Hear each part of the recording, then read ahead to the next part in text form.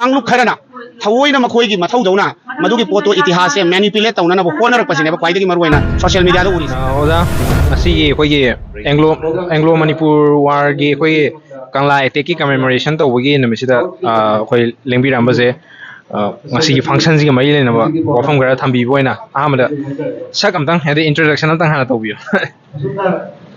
aigi oida leiriba halasina koi islam makakcha advisor UMPC manipur ni aigi yeta leiribsina koi gi moinam hasimuddin adoga advisor ni adoga koi drafting committee gi constitution gi tongan tongan ba UMPC gi ni ai samangna general secretary UMPC manipur rais ahmad tampa ado oja khoi si ngasi function ji da school gi satra mayam su lakpo uriyo aduga laiba mi masing kesu manipur da laiba mi masing ji university lai mi masing yam ti habi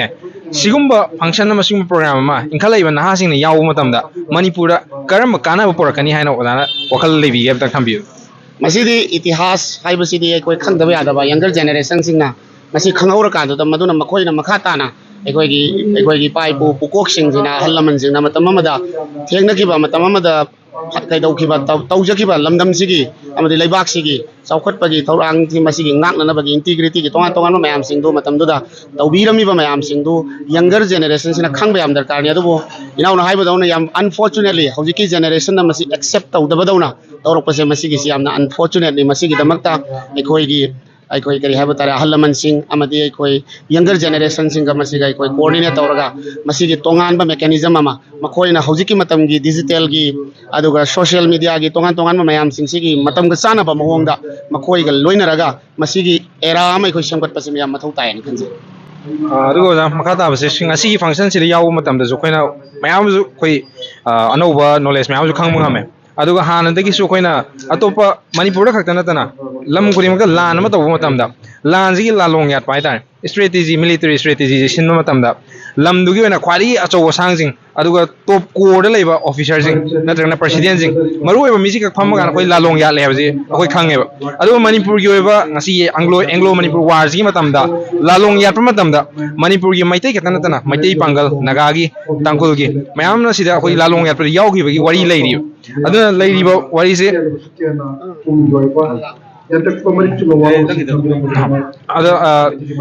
hai wari si lakpa matam khoina uba phangi se akoi masel community me am thajana basi yam nangna thajana na pulame habigi mami am khoin uba phange ba adu ngasi su mangare khoi leminari ba adu pulliba oja sing na ju pun matam da maitai pangal khangna tana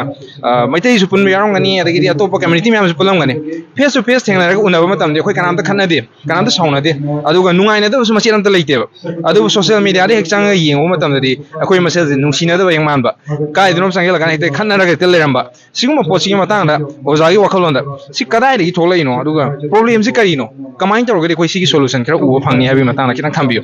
maroi ba masigi matang da hairagadi koi isa isa se community se manipur da hojik tawri se insecurities hai tare koi si hingaroi da ba yam pixel lakpa aduga koi gi itihas masak khangdabani na hairiba kangbu si karama makhal gi bino for example mitai pangal as a community amoina lamdam sigi da makta itihas ka sagon raga laiba any event ma manipur gi local pa yai for example ꯑꯩꯈꯣꯏꯒꯤ ꯆꯍꯤ 8 ꯈꯨꯟꯇꯥꯛꯄ for example ꯍꯧꯖꯤꯛ ꯉꯁꯤ ꯃꯛꯀꯤ ꯑꯩꯈꯣꯏꯒꯤ ꯈꯣꯡꯖꯣꯝꯒꯤ 1891 ꯒꯤ ꯈꯣꯡꯖꯣꯝꯒꯤ ꯂꯥꯟꯒꯤ ꯑꯗꯨꯒ ꯇꯣꯉꯥꯟ ꯇꯣꯉꯥꯟꯕ ꯀꯪꯂꯥꯗ ꯀꯩꯗꯧꯈ꯭ꯔꯤꯕ ꯃꯌꯥꯝꯁꯤꯡꯁꯤꯗ ꯑꯩꯈꯣꯏꯒꯤ ꯏꯄꯥ ꯏꯄꯨ ꯄꯨꯀꯣꯛꯁꯤꯡꯗꯨꯅ ꯂꯧꯔꯝꯃꯤꯕ ꯊꯧꯗꯥꯡꯁꯦ ꯑꯗꯨꯛꯀꯤ ꯃꯇꯤꯛ ꯁꯤꯡꯊꯥꯅꯤꯡꯉꯥꯏꯅꯤ ꯑꯁꯤꯒꯨꯝꯕ ꯁꯤꯡꯊꯥꯅꯤꯡꯉꯥꯏꯒꯤ ꯑꯣꯏꯕ ꯏꯇꯤꯍꯥꯁꯁꯦ ꯇꯣꯉꯥꯟꯕ ꯀꯥꯡꯂꯨꯞ ꯈꯔꯅ